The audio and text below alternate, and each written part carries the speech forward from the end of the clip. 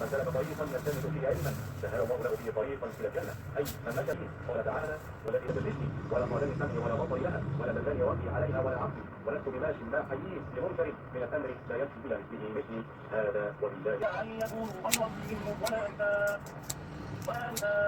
نساء عذاب ولا نساء حقا ترثهم القلوب بعد الايمان ومن لم يكن فاولئك هم ولا تنسوا ولا يغتب بعضهم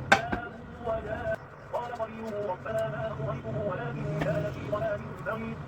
قال لا تقتربوا لدي وقد قدمتم إليكم بالوحي أنا بضلال للعبيد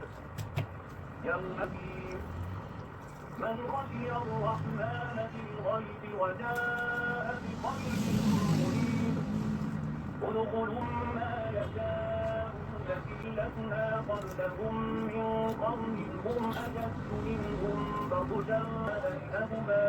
في 6 أيام وما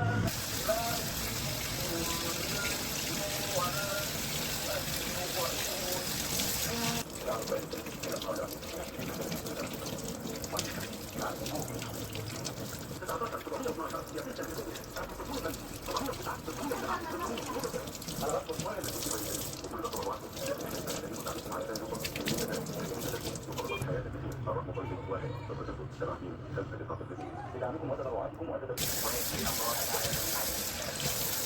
كما أخرجه الإمام أحمد في مسنده وأخرجه الترمذي في سننه وأخرجه مسلم.